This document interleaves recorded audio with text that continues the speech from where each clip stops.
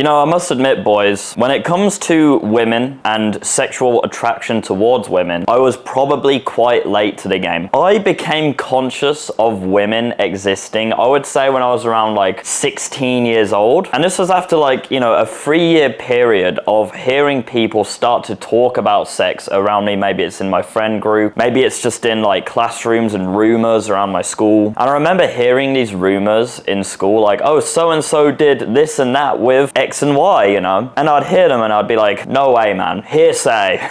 No fucking way are people having sex at the age of, 15, 16 years old. Because to me, the idea of me having sex or having any sort of sexual engagement with another woman at my age seemed literally impossible to me. It was like an alien concept, like, no way, man. But it's so funny because knowing what I know now, looking back at that period of time, there's probably a lot of truth to some of those rumors. Not that I care or anything, obviously, but the fact is people are starting to explore themselves, let's say, sexually as young as like 12, 13, 14 years old, especially where I'm from, where it's quite rough and there's not really much to do apart from smoke weed and have sex. And I remember a specific joke that I made with a group of friends of mine when I was about 15 years old. We weren't by any means popular kids, and having sex wasn't really on our radar at this point. We made a joke and we said, guys, let's have a race to lose our virginity. Let's see who is the last person to lose their virginity. And obviously, as soon as this joke was made, like, it was made in jest, but there was also some truth to it. Everyone low-key did not want to be the last person to lose their virginity. Of course, you don't want to be last place in a race, do you? But I'm just going to be straight up with you boys now. I'm 25 years old now. I lost my virginity when I was 23 years old. So it's safe to say I am probably last place in terms of losing my virginity within my old friend group where I made this joke. And while 15-year-old Sam may be insanely disheartened to hear that he ended up last place, knowing what I know now about sexual relationships, dynamics, I'm really grateful that I am last place. Because something which I learned, which I'm going to be, again, very brutally honest here, is that most of my friends which I made that joke with are now, in the current day, bogged down in relationships which they're not necessarily happy or fulfilled in, with girls who are not my idea as for what I would look for in a woman, let's say, whether that's how they look or how they behave. And they're in these relationships with these women who are mid, and they're constantly just disrespected inside of these relationships. They don't really have any frame. And you might be thinking, Sam, what the fuck's this got to do with anything? Well, the joke that we made, the race to lose your virginity joke, is actually very unfortunate in my opinion, because it perfectly encapsulates how a lot of men end up viewing sex, even carrying on over into their adult lives. And a lot of men are victim to this, even some highly successful ones as well. Because if you think about a race, it is out of scarcity, isn't it?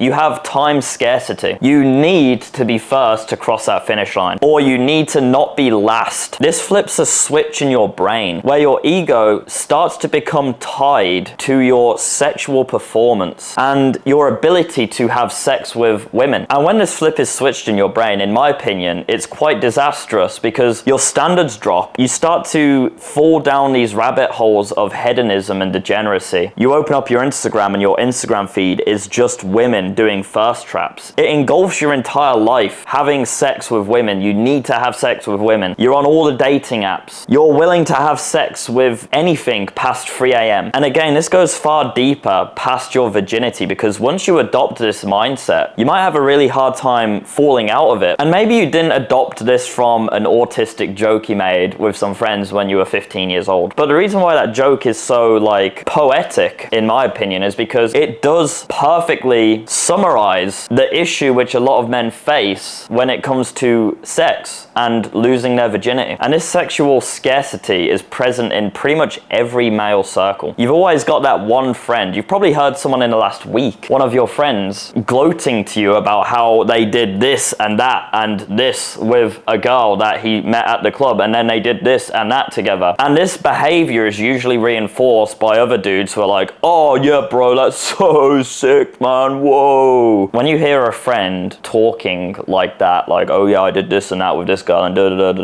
da, that is a mere symptom of the fact that their ego and their self-esteem is tied in with their sexual performance. And I'm not saying that on its own is a bad thing. Us as men, we do have a lot of pressure to perform. What I'm arguing though is that it becomes a very unhealthy ego when you are seeking outside validation for your sexcapades from your fucking comrades, from your mates from the pub, you know? I find it very mind-numbing whenever someone begins to tell me how they did this and that with a girl who they met this week and then da da da da. I must admit, I do find it like just jarring to listen to at this point. I'm not impressed, ever. What do you want, bro? Do you want me to fucking give you a round of applause? You have sex. Well done. Let me put it this way, like, can you imagine James Bond coming home from his missions and then getting around a fucking table in the local pub with his other MI6 agents and them all talking about how they fucked this bitch in the Bahamas and then this bitch in Miami, and it just doesn't fucking happen, does it? It doesn't happen. When you think of a guy, a really slick, cool guy like James Bond, you don't imagine them telling you how they had sex with this bitch and that and whatever, right? You don't. You assume that they're slick sexually because they are cool. And that's what you want. That's what you want to emulate. You're certainly not going to radiate that energy if you're constantly yelling about how epic you are in bed. Is having sex as important as we like to believe, especially when we're young? You know, we put a lot of emphasis on losing our virginity, which is where this losing your virginity race joke came from in the first place. Yes, sex is very important because it brings new life into the world, and that is absolutely beautiful. But let's be honest, we're not really talking about that type of sex, are we? We're talking about having sex with a condom on, no intention to bring children into the world. You're typically not going to want to immediately have children the second you lose your virginity. And for that type of sex, in my opinion, no, it's not that fucking important, bro. And now one of the most common things I hear from guys who seek to justify their casual sex lifestyle or explaining their sexcapades to me is that, Sam, you need to practice to get good at sex, so when you do meet your wife, you're good at sex. And to that I say, sure, being good at sex is favorable, isn't it? I remember my first few times, I wasn't really